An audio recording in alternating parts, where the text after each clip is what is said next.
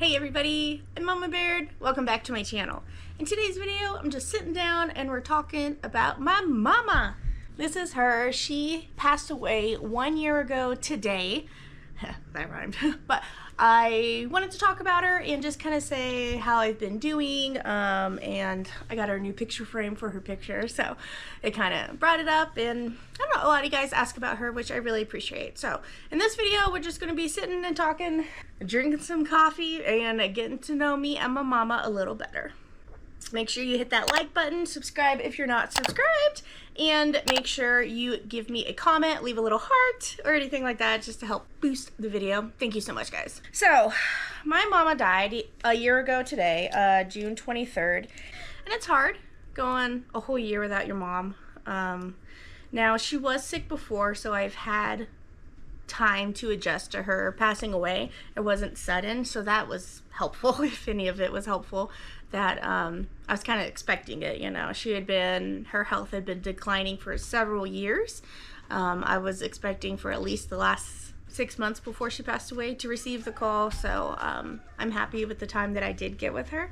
She was only 65 years old when she died, and her kidneys failed, and that's what did it. So it was really quite sad. My mom's a wonderful person, and she was a really good mom. Yes, obviously not perfect, no parent is, but she gave a crap about me. Like, ultimately, that's all you could ask for, is for your parents to actually care about you and to show up for you, and that's what my mom did. She was the one who was always there in the audience if she could make it to anything that we were doing. She was the one doing the school activities and the field trips and stuff, so, you know, she was a lot of fun, and I get a lot of my humor and my ability to talk to people from my mom. She was really good at making other people laugh and making other people feel included. She was a manager for Jack in the Box, like a fast food manager, for a long time, and she was really good at that. She was really good at forming a team, finding aces in their places. Have you heard that phrase, where anybody who is good where they're the best at, they need to go there? So even if you're cross-trained where you know other stations, whatever station is your ace is the one that you go to. When we're like super busy, she'd be like, aces in their places, and everybody would like switch around and go to their best station. And you know, I'm very thankful that she was my first boss. She hired me when I was 16. On my 16th birthday, I was working, and I'm really thankful for that. She, you know, sometimes being the boss's daughter, you would think that you might have it easy, you might get breaks, but that was not the case with my mom. She expected more from me than everybody else. She was harder on me than everybody else, and I'm thankful for that, because she really drove my work ethic, and having her as my first manager, like, made me the employee that I am today, you know. So I'm so thankful for that, and that experience, to see her in that type of environment, to be able to work with your mother, you know. And then getting to see her as a grandma. She was a good grandma. She was Nana. She was a good Nana. You know, she was there for my pregnancies, and we really got to bond as a mother and daughter, with me having my daughter for the first one, you know. And I was really nervous to be a mom, and she was there for me, and it was wonderful to have her. She was about an hour and a half away, so sometimes I had to drive to her, but it was worth it. And she was a great Nana. She loved my kids dearly, and she spoiled them. Make sure to show them love. She had them laughing constantly. So it was hard when we moved to Montana and I moved away from my mom. We were here for 4 years before she passed away, so that was hard not to be there for the last 4 years that she was here. But she did come and stay with me for about 6 weeks, and that was really nice. It's about a year and a half ago she did that, and that was really good times. We got to go to Goodwill. I had a video of where I went to Goodwill with her, but it was nice. I'm glad that I got those extra moments with her by having her stay here and me being able to take care of her a little bit, you know. We had tons of talks, and, you know, when she passed away, we were in a good place. Like, anytime I bring up anything that maybe she did that wasn't the best way to handle something, versus, you know, mom versus daughter, and now that I'm becoming a mother, you know, I'm questioning a bit of why my parents did stuff a certain way or understanding why they did that. And Mom was always good about explaining where she was at that time in her life, why she did that, what her thought process was behind that decision that she made. Sometimes she just did what she had to do, and, you know, Mom and I could talk, and I miss that. I definitely miss just being able to pick up the phone and call my mom. Anytime I had a long trip or was going somewhere, I would call her and we would just talk while I was grocery shopping. Or, you know, how many people have that type of relationship with one of their parents? You know, let me know in the comments below if you're a mama's girl or a daddy's girl. You know, it was always me and my mama. We were best friends. And I miss her. I do.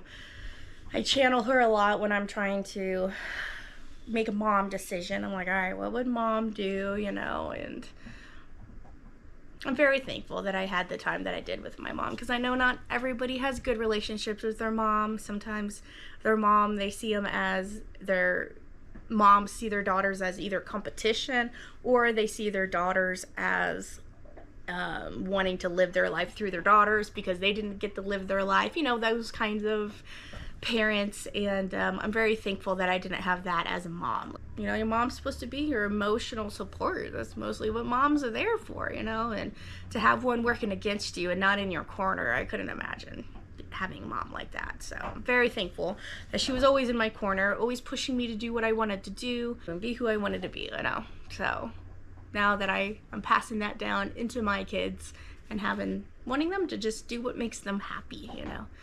I guess let's get in a bit to how am I coping without my mother, and I'm not doing it very well. Like I said, we had some warning before she passed away, so I wouldn't say that, you know, it was a surprise and I completely shut down and, you know, sobbing all the time. That's just not the kind of grief that I experienced. I'm just like, oh, the time's finally here, she's gone, you know, and I'm glad that we were in the place that we were when she passed. But not being able to call my mom whenever, you know, it puts you in a different type of loneliness, you know, because that one person who was always on your side and in your corner is gone now. And you don't have that person to call anymore, that person to lean on. And, you know, I'm trying to be the best mom I could be for my kids, also while mourning the loss of my mom. You know, and I don't always have the best coping habits, you know. 30 years of leaning on sugar to make me feel better, you know, it catches up on you. I know this. And you know, Mom did have diabetes when she passed away, so that is something that I'm always looking out for. I know some people feel like, you know, their parents are watching over them and their loved ones are helping them with their life. Once they cross over, they help them with their life and stuff. You know, I don't know if I believe that or if I feel that. I do like talking to my mom. I like having her picture in the kitchen. You're like, Mama, look at this meal I just made. You know, cooking was our thing, and we, you know, we bonded more cooking once I became a cook myself and I started cooking for her. Then the kitchen became our place. Before, she was very controlling in the kitchen, and I really didn't get to help in the kitchen that often. So it was kind of after I went to culinary school and out on my own that we became more kitchen buddies, you know. I want my channel to be a safe space for anybody to share. So if you have lost somebody in your life and you want to think about them or give them a shout out in the comments below, please do that. I think about Mom all the time, and the day June 23rd will never be the same because I always know that's the day that she passed. And her birthday was on the 10th, June 10th. So she died right after her birthday, right after my daughter's birthday, and you know, so June's a bittersweet month. It's her birthday and her death day all in the same month, so that's kind of hard. But it helps that it's in the summer, so we're always having fun in the summer, you know. And Nana would want us to have fun. She wouldn't want us to be sad and mourn forever, you know.